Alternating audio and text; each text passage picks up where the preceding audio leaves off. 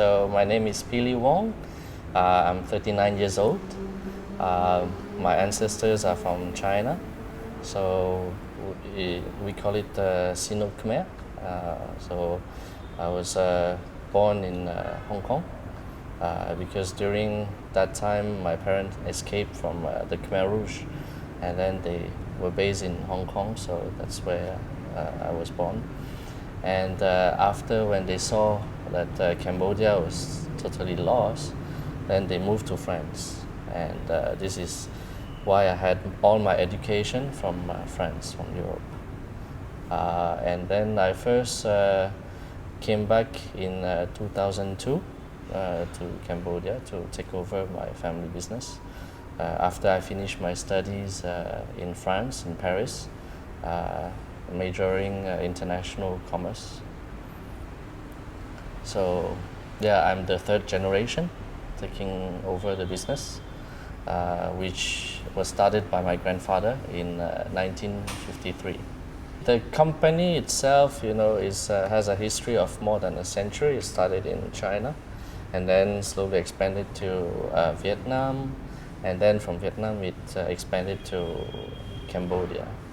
At that time, my grandfather was more or less a branch manager of the family business in Cambodia. So he, registered the company and then started to operate. It was very difficult, but because the country was very prosperous, very quickly, he managed to build it up.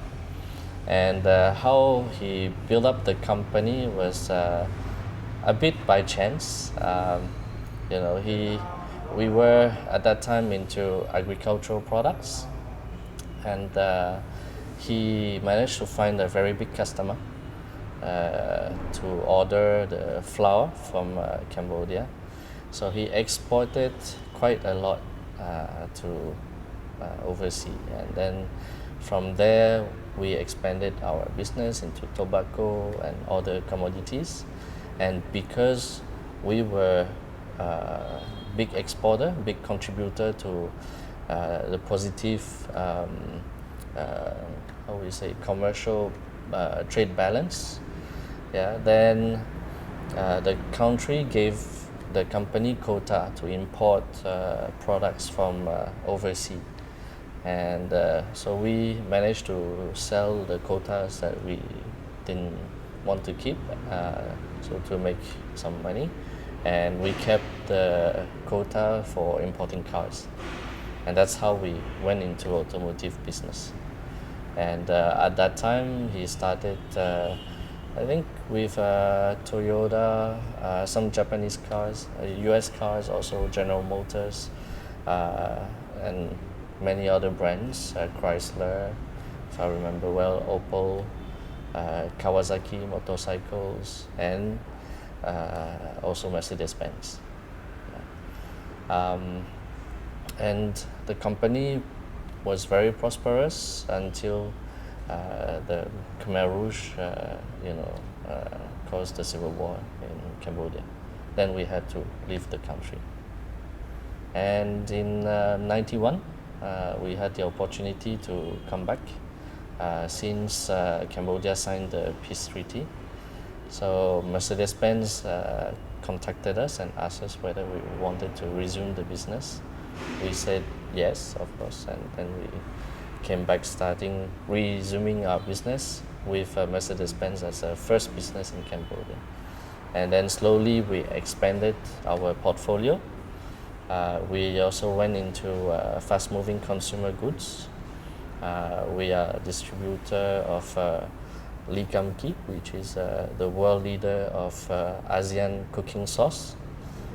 We are also distributor of RP7, which is a lubricant spray. We also are distributor of E&J Gallo wines from US. And since 2 years ago, we moved into agricultural products, exporting cassava and rice. To us, to the private sector, we actually don't mind to contribute to the treasury of the country. We make money, okay, we share, it's okay.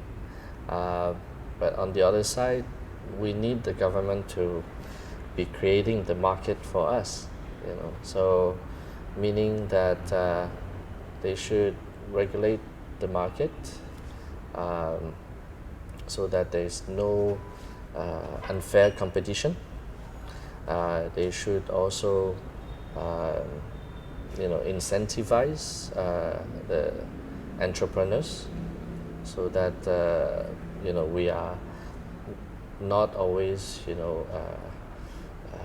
crushed by the taxes and audits and regulations. Another challenge is the market size. We have 15 million of people in Cambodia, and but I would say in Phnom Penh we only count 2 to 3 millions.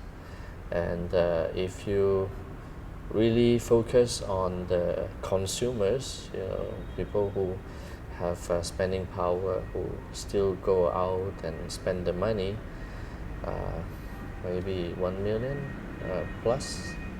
So it's a very little market. So for us, because the volume of business is so small, it's also tough for us to evolve and have enough resource to reinvest and grow.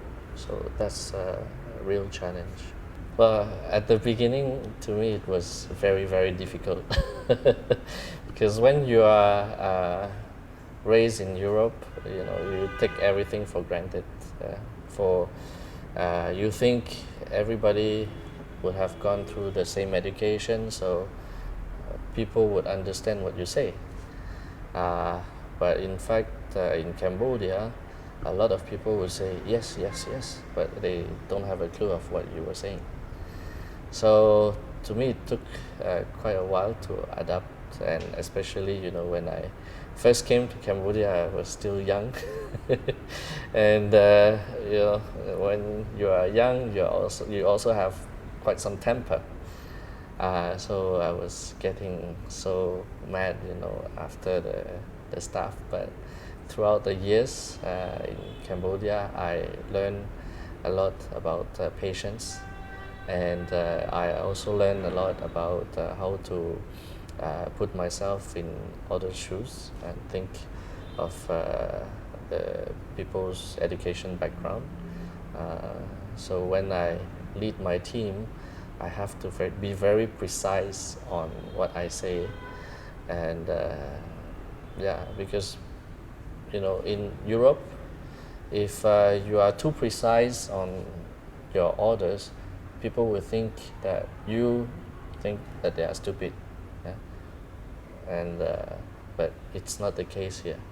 They actually prefer you to be more precise in telling what you want. So it's very different from what I expected, and I had a lot to learn. So now I'm more efficient.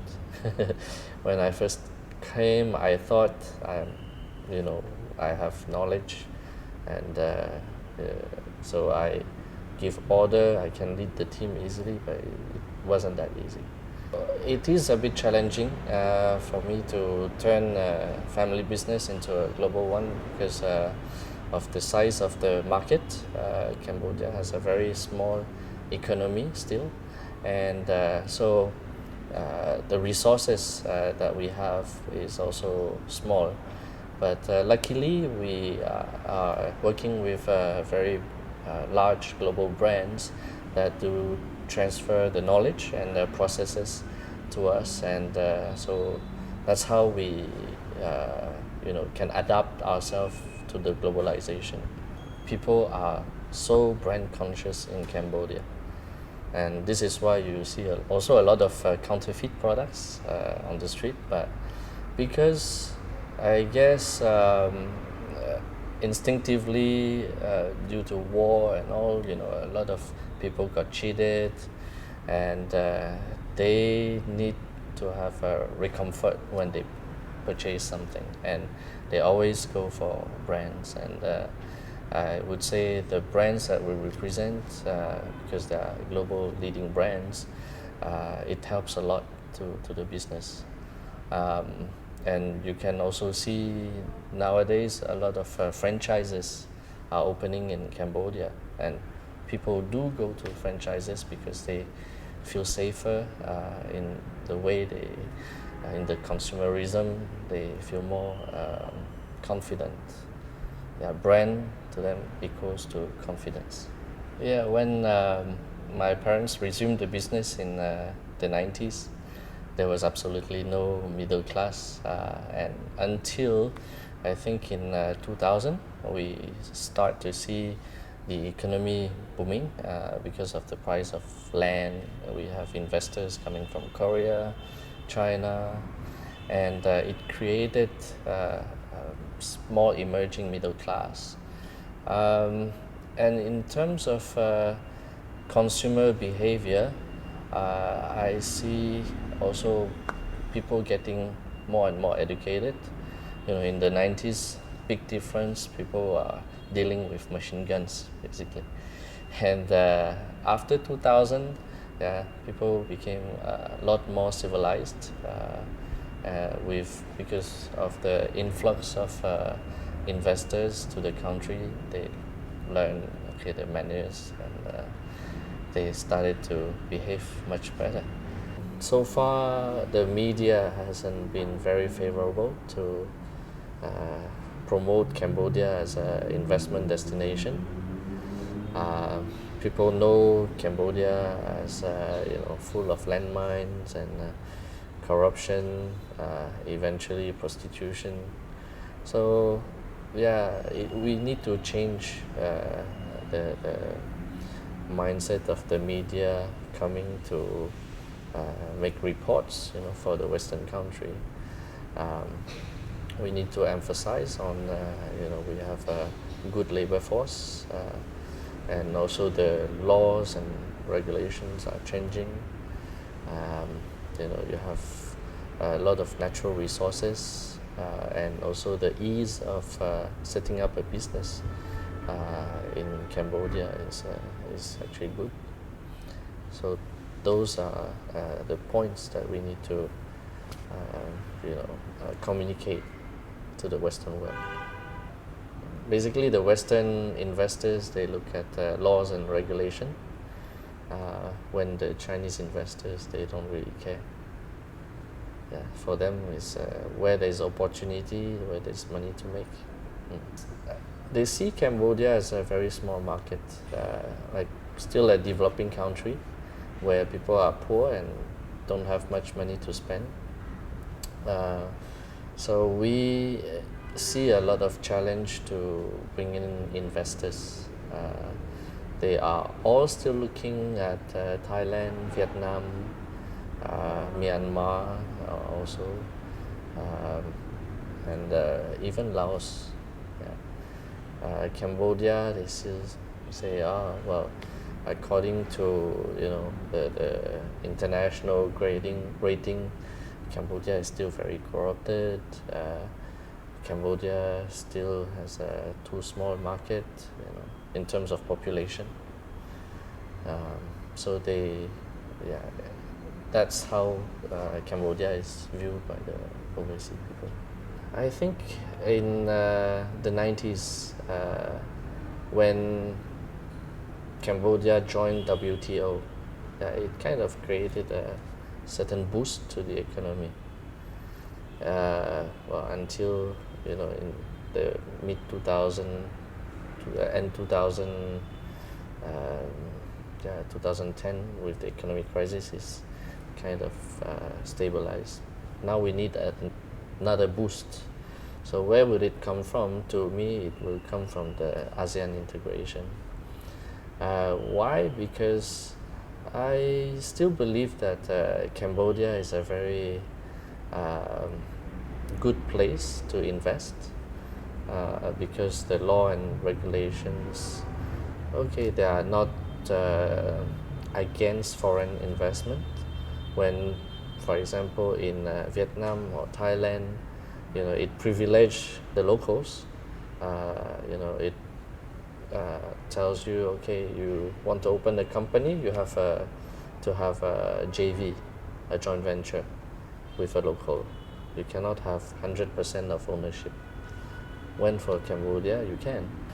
The education throughout the 13 years I'm here, I feel it improved, but it didn't make much difference, except that, okay, the youngsters became much more ambitious, and before they are more aggressive on what they want, but at the end they still don't have the real tools to go for it. They are all still dreaming a lot, and because the school always teach them, yeah, with this diploma, yeah, you can have a big job as a manager, and that's how they market their schools. But in fact, they don't really tell the youth that it's really through learning that you can go further. Through learning and through having a better attitude, then you can be successful. Well, the Cambodian youth is very tech savvy, so they learn very fast on the new technology, or the technologies today are also easy to use and to be learned, not like in the 80s when you have to know all the commands that you type in the computer, and the computers are so big, not so portable and expensive. So yeah, there's a very strong penetration of mobile phones and smartphones in Cambodia. Just to give you an idea, the mobile penetration in Cambodia is 125%. So meaning that in average, a person would have more than one phones. So it's one of the highest in the region. We also have a strong development of the bandwidth of internet, and versus the price is actually one of the most competitive in the region. So yeah, all these lead to a strong development of ICT in Cambodia. Now we are very dependent on the very low added value labor, such as agriculture, garment, So I hope to see more people using keyboards rather than sewing machines. And when we are more competitive in the skill set, then more people will make a better living, and the market for all business will be bigger, and the companies also will grow in the country.